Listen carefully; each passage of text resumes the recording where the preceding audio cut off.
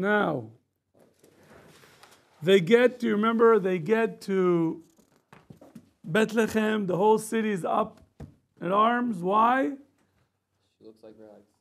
She's wearing like That's one. Two, remember the other opinion? You got to hold all the opinions. Boaz's wife. Boaz's wife died, there's a funeral, and then they see her and it's like, is this Naomi? Because the Rolls Royce is gone, the chauffeur is gone, all the servants, the Gucci bag. I don't know what a Gucci bag is, but that's what I hear people say. It's about $2,000. $2,000 for a bag? Yep. She says, please don't call me Naomi, which Naomi means the pleasant one. Call me Mara. Because God, we started with this, right? Remember, we left off with this. Oh yeah, and we were discussing. Trying to figure out, is she bitter because she's mad at God or not? So Rashi says in 21, I left full of wealth and sons. He says there's another opinion that she left pregnant. So what happened to that baby? Miscarriage. Right. And Anabi, right? And Hashem pronounced me, right? Testified against me. Rashi says, testified that I sinned against him. She here is recognizing that she sinned against God. What was her sin? Leaving Eretz Israel, or because that wasn't her choice. And it sounded like from the early commentators on the beginning of the story, it wasn't really her choice. So what was her penalty? What was her crime? What was her sin? She did not return to Israel once she could. Her husband died. Let's say the only reason she was in Moab was because her husband wanted her there. Husband died. She should have returned right away. So she should have left her son? Yeah? Yeah. And in 21, when it's saying she was full when she went away, that was pregnant. That's what Rashi says. That's one opinion. Okay. Or she was full with money and sons. She had everything. She had very successful sons. Plus Yeah, they were Moolah. meant to be princesses. What? Ruth and Orpah were princesses, weren't they? Of Moab. Yes. So they weren't doing too badly. No. No. No. Okay. How do we know they were princesses? The Midrash tells us that Ruth was the daughter of one of the former kings of Moab. Right. So it's hard to be a daughter of a king and not be a princess. Right. It's possible. No, it's very possible. I said it's possible. Only if it's out of wedlock. But that's not England. This is Moab. Right. I'm kidding. In Moab, how much more so? Well, no, Moab could Where have did the been- Moabites come from? Do you know? Do you remember Yes. the story? Lot of Wait, sto- I just want to see if everybody else. Sorry. Do you remember? Nobody. I've Go. got Midrashas stored up in my head. It's not a Midrash. No, it's not actually, you're right. It's in the Torah. This Lot and his daughters, after they thought that they were the only people on the planet, got their father drunk and did some things they forgot about. They got pregnant by their dad. So the first daughter had a son, she called him Moab. And the other daughter, Which means from my father. right. And the other one says Ammon. Those were the Ammonites and Moabites. What does Ammon mean? Ammon. Ammon, yeah. So there the Midrash said that she didn't want to say for my father, she wanted to hid that. So, let's see. So they weren't the only people left on Earth? No. Of course not. Only Sodom and Gomorrah were destroyed. Yeah, that city was destroyed. So they thought the whole world was destroyed. Not the I mean, hey, if you see two cities destroyed, that's kind of like you saw, like you were at Hiroshima, you saw the nuke go off. You're like, okay, the world's gone. Like, I get that. So she said she called her son Ben Ami. That's it. Ben Ami in Genesis chapter 19. Let's see. She says anything about this? Yeah. She says Ben Ami means that you really don't know who the father is. She says of my people, but she doesn't out the father, her father. And Rashi says that is a better behavior for. It's kind of embarrassing that your father is the grandfather of the kid. Okay, let's keep going. Verse 22. Is that why they can't be part of the Jewish people? Is because they were born of incest? No, but because when we wanted to come into Eretz Israel and we were passing through and we asked for bread and water, Oh, they said no. said no. And so it was that Naomi returned, and Ruth the Moabite, her daughter-in-law, with her, who returned from the fields of Moab. They came to Bethlehem at the beginning of the barley harvest. What's the issue in this verse? They started calling her the Moabite. We're still calling her the Moabite. Why do we call her the Moabite if she's Because Jewish? in the eyes of the people, they saw her as a Moabite. They think that's a she's good a answer. strange woman. How do they know she's strange? Because she's wearing different clothing. She what? Possibly. The way she was talking. The way She was walking around with a normal shirt. Like, hey, what is that? And I don't know if you see Mike, he's like, You know what? I'm proud of it. I'm working it into the video. She was behaving. Yes. Okay, you might not be able to pass it. Test. I've just been running. Okay. So it says in verse 22 that Naomi returned. The Malbim tells us that this says that when she left Bethlehem, she left her fields. She was very wealthy, if you remember. And most likely other people took over her land. She was gone. She's not back, so somebody takes it over. And so she says, and the text says, that Ruth, her daughter-in-law, is with her. Right? Which means what? That since she's her daughter-in-law, she has a portion in that field. The only problem is someone else is maybe holding that field. Just think about that. Like you left, let's say you had a house. And you left, you came to Israel, you're learning, you go back, and there's people living in your house. Of course, squatters. Exactly. And get out. It's not yours. What do you mean it's not mine? It's not yours. Yeah, you haven't been here for years. What do you mean for years? I was here Tuesday. Isn't there like some laws of forfeiture at some point after you're gone for 10 years? Like Less. right. So we say she returned from Sdei Moab, which means that since Ruth came, it shows that she is planning to get part of these fields. Okay? It's not really going to make a lot of difference for us at this stage of the game, but towards the end of the book, this may come in handy. Now, why does it say this? Malbim says she's the first woman that converted to Judaism from Moab in the history of that people.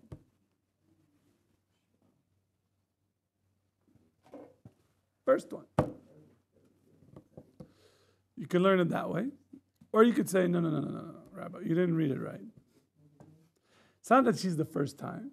She is the only one that now the rabbis learn that when the Torah says that a Moabite and an Ammonite cannot be allowed to come into your people, that only refers to a man, but not to a woman. And this was the first case in the history that this was applied to. Okay? What's the difference between the two? Not much difference. So they come at a good time. Why?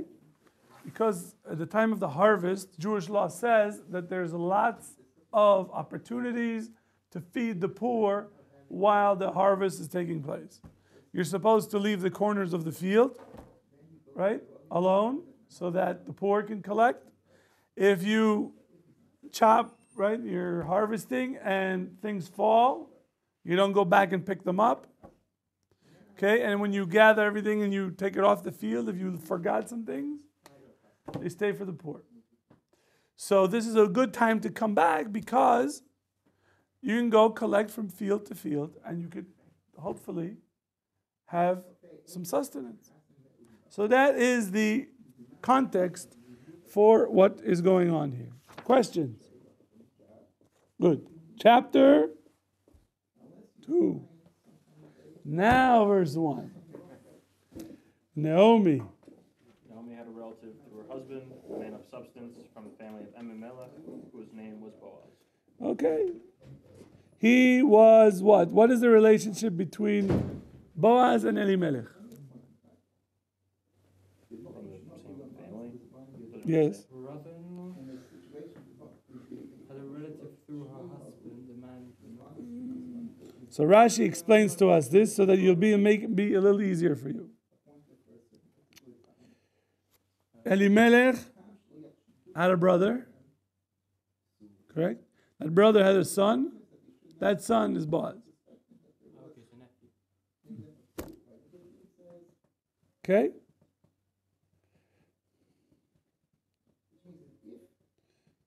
Okay, good. So why didn't Elimelech's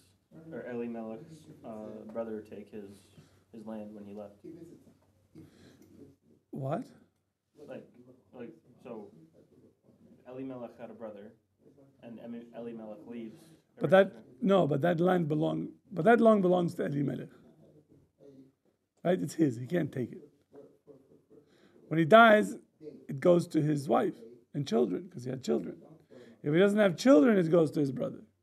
Right, but we're talking about that they're like squatters there. So it's like, The other people, not them. They're not the squatters. Some other people are on the land. We'll get to that. Okay. Now, the text tells us that Naomi could have gone she was poor. She could have gone to meet Boaz and ask for help. She could have said, listen, you know me, you remember my husband, right? It was your uncle. You're doing very well. I have misfortune. This happened, that happened. Help me out, please. She decided not to do that. So listen to what the Malbim says. She chose, rather, that her daughter-in-law would go collect bread for her, food, from what the poor people get according to the Torah, and that way rely on Hashem as opposed to ask others for help. What do you think? Better? What should she have done? Go to Boaz and say, Boaz, help me out, please. And get chesed from him. An act of loving kindness. Or to do what she did, which is to send Ruth to go collect from the different fields. And that way the two will have enough to eat. isn't that what we say in Bir Hamazon, where it's like Birkat Hamazon. Yeah? rather to get from Hashem rather than be on the generosity of others. Right. Asking somebody for help, there's an aspect of busha, of embarrassment to it. And Naomi has pride. And she's rather rely on what Hashem gives her from what the Torah allows her to take, as opposed to ask for help. She says, I am in this situation because I didn't do what I was supposed to do from Hashem's eye. And you know what? I accept it. I don't blame God for this. I don't blame Hashem.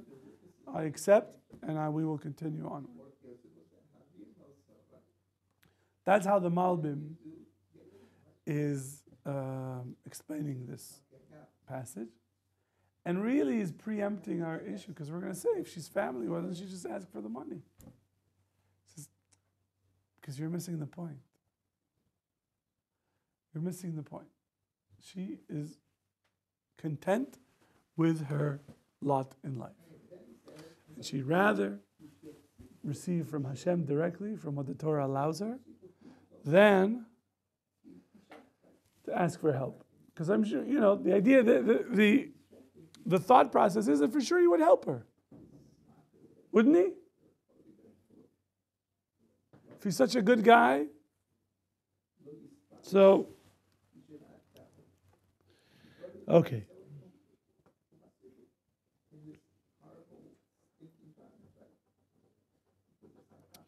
The term Anshei Chayil.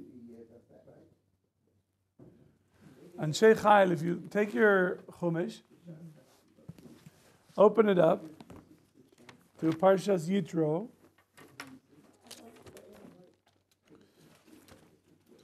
Which is around 404.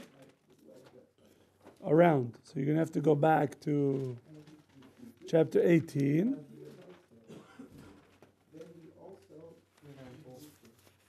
394 is the beginning. But he says,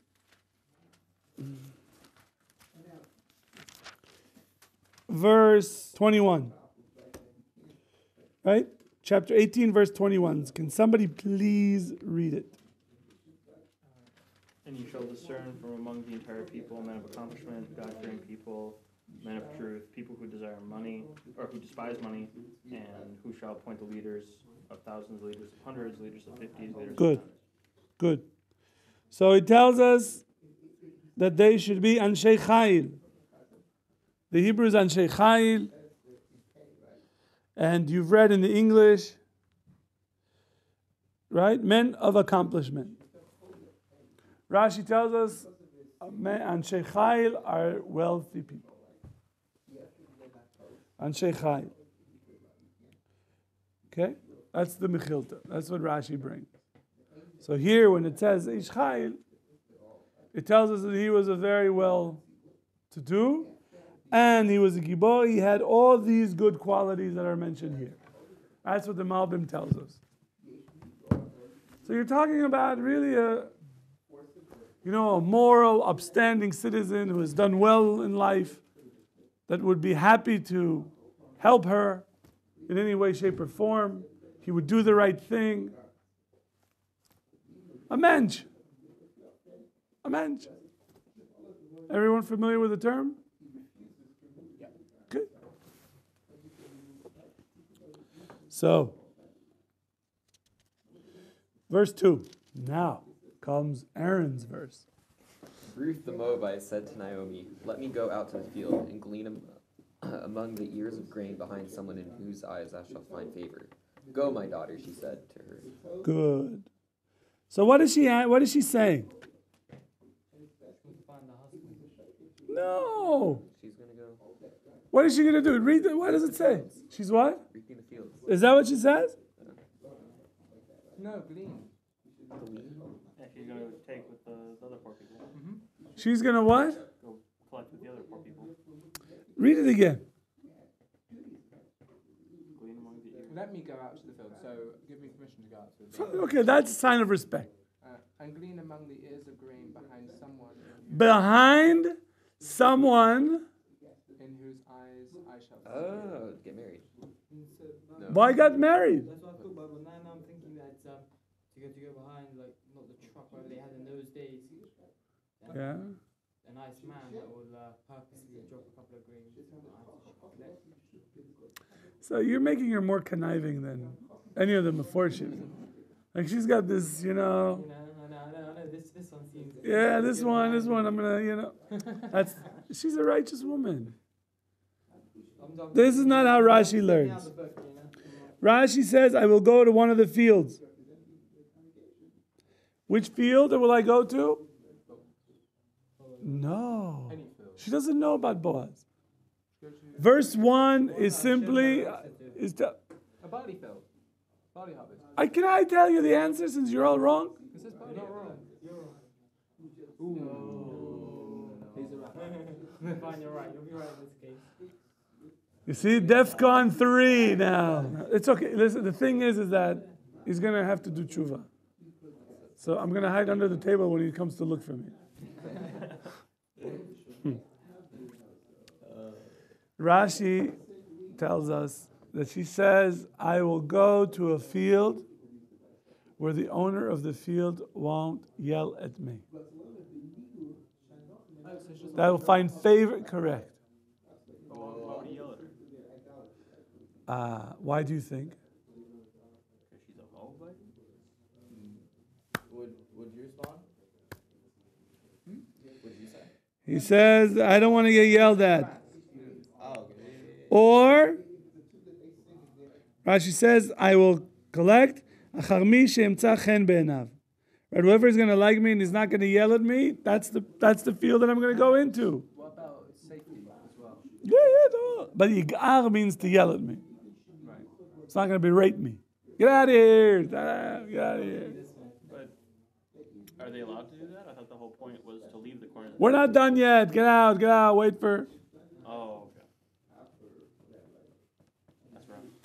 And listen, there are lots of people do things that they shouldn't be doing, period. It's not a question of allowed.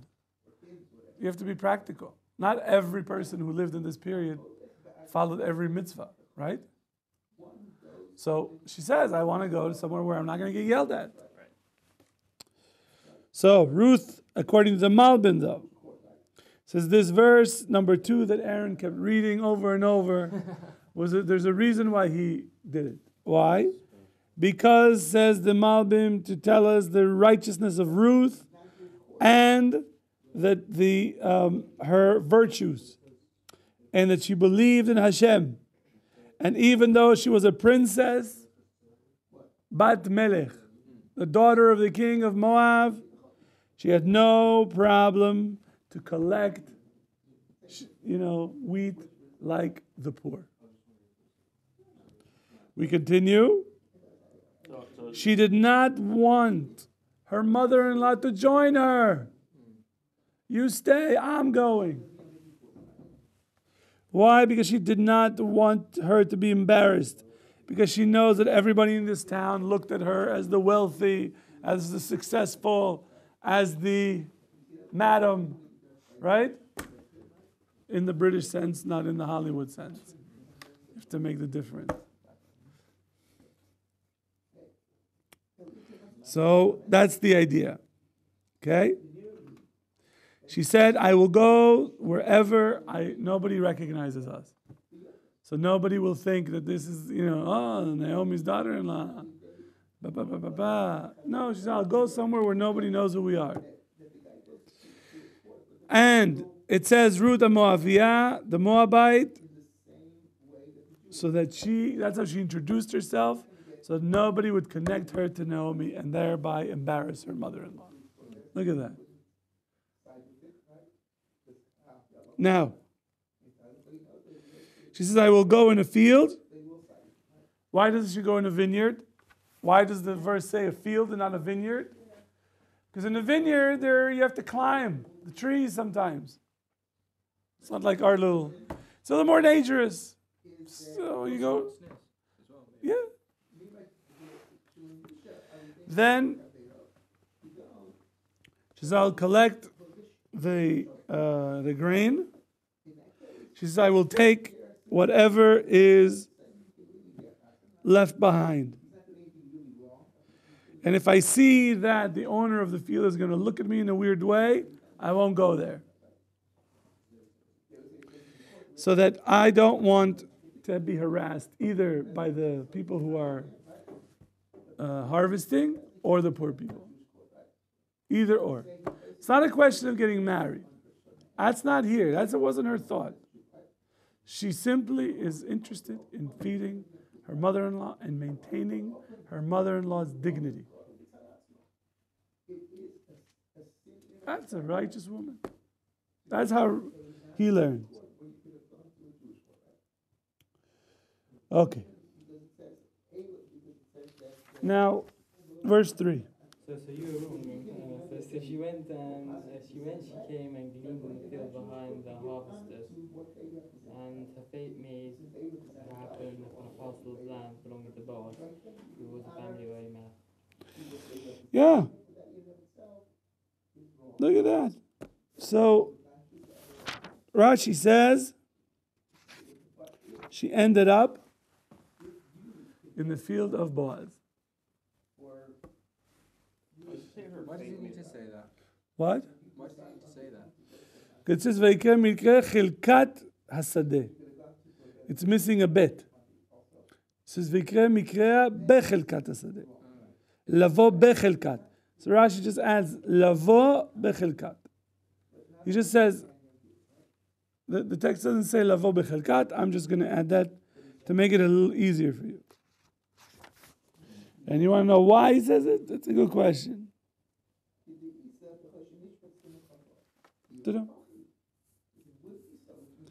So, the text seems to say that it was what? An accident. It's fate.